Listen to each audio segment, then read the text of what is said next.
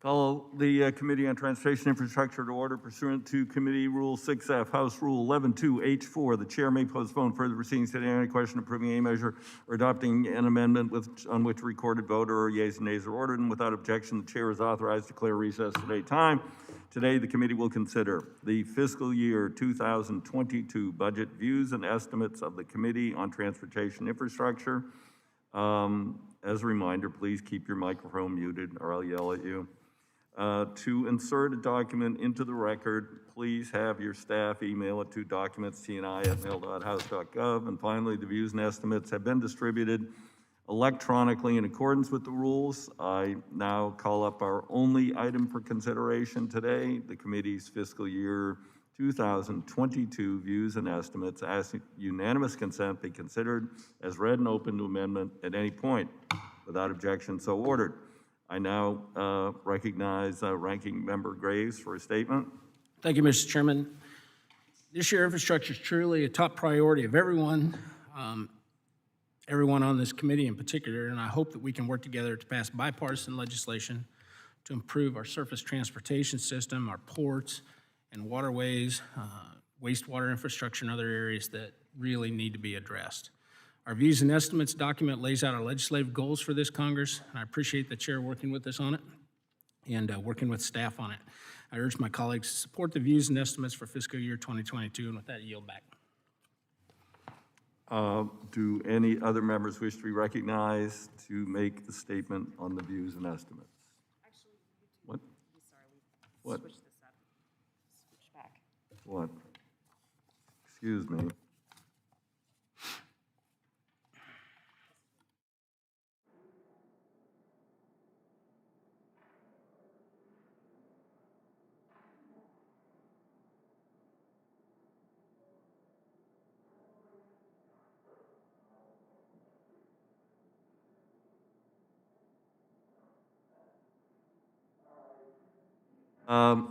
Before I comment on the document that we plan to adopt momentarily, document that serves as this committee's North Star for what we plan to achieve this year, I want to take a moment to congratulate 6 of our colleagues who have been chosen to serve as vice chairs for each of our subcommittees.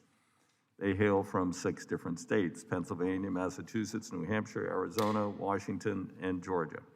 They represent rural, urban, suburban communities. All play a vital role as we craft a bold infrastructure package that will create jobs, builds back better, and serves the needs of our nation. Connor Lamb will serve as the vice chair of the subcommittee on aviation. Jake Auchincloss will serve as the vice chair of the subcommittee on Coast Guard and Maritime Transportation. Chris Pappas will serve as the vice chair of the subcommittee on economic development, public buildings, emergency management. Greg Stanton from Arizona will serve as the vice chair of the subcommittee on highways and transit.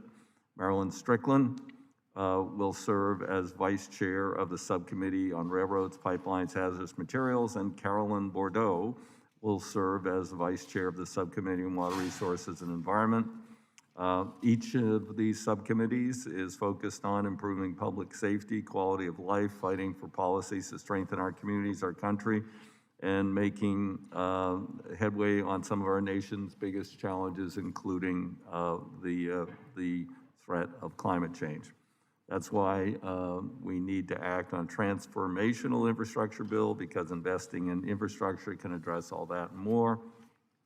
The reality is that we're going to be successful in moving our infrastructure out of the Eisenhower era. We can't do it with yesterday's thinking. We need fresh perspectives, new ideas, and I'm confident the new vice chairs will bring just that to each and every area of jurisdiction of this committee.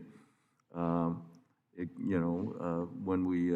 we ultimately succeed in passing an ambitious 21st century infrastructure plan, we'll create millions of jobs that will once again spur American innovation and ingenuity, make us more competitive in the global economy, address climate crisis, and better serve Americans who are tired of congested highways, potholes, bridges that collapse, water mains that burst, sewers that back up into their basement, and potholes that cost them hundreds of dollars per year and send them to the auto repair shop.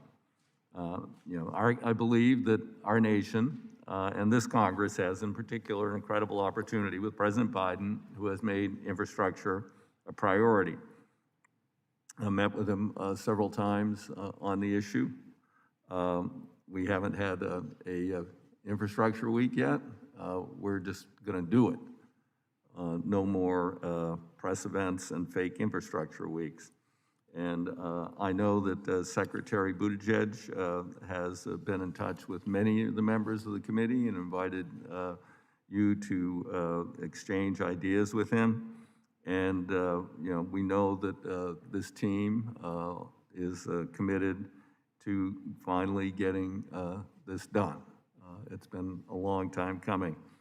They're going to need our help, and I look forward to working closely with all our chairs, our talented vice chairs, our ranking members on each of these committees. And I know that everybody wants to move America's infrastructure and transportation systems into the 21st century and beyond. So welcome again to our new subcommittee vice chairs. And now to the business matter at hand. Today, considering the fiscal year 2022 budget views, estimates, and Committee on Transportation Infrastructure as required by the Congressional Budget Act 1974 and House rules. I want to thank the ranking member, all our colleagues in the minority for partnering on this document. This document, we've laid out the committee objectives, which include, among other things, making smart investments, ensuring modern, safe, and resilient infrastructure, making our transportation water systems affordable and equitable, working with our state and local partners, setting a path towards zero pollution from transportation, which is currently the #1 contributor to carbon emissions in the U.S., and working toward innovative solutions. I encourage anyone closely tracking the work of this committee, or anyone who's just learning about this committee, to read the full document. Clearly, we have a lot of areas of mutual interest, plenty of common ground. Let's get to work. On behalf of the American people, have made it overwhelmingly clear they want this Congress and this committee to deliver on investments to improve lives in every community in this country. And I recognize the ranking member for, he maybe wants, okay, the scripts are not very good today. Okay, do any other, unless Sam wants to speak again, do any other members wish to be recognized? Hearing none. Are there any amendments to the fiscal year 2022 budget views and estimates? Hearing none. The question is now on adoption of fiscal year 2022 budget views and estimates of the Committee on Transportation Infrastructure. All those in favor signify by saying aye. Aye. Aye. Aye. All those opposed signify by saying nay.